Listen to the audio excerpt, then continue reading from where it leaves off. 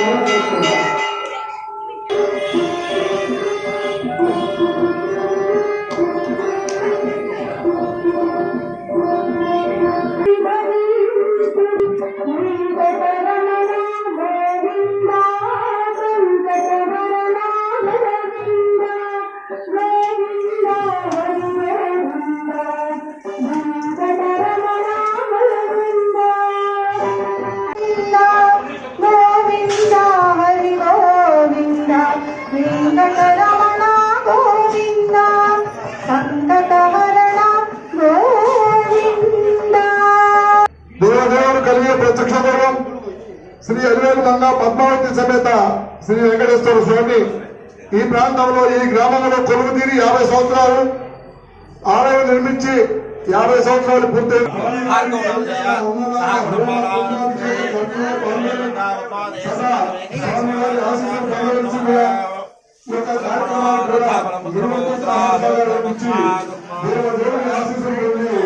అందరూ కూడా ఈ సకల భాగ్య సంపూర్ణ ఆరోగ్య అశస్సులను ప్రసరించాలని మనసా వాక్య అనుకున్న సహాయాలు నుంచి దేవుడి ఆశీస్సులు పొందవలసిందిగా కోరుతున్నాం.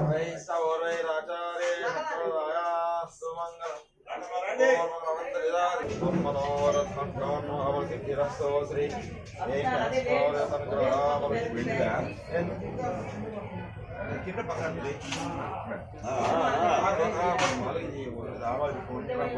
కదా కాల్సమ్మ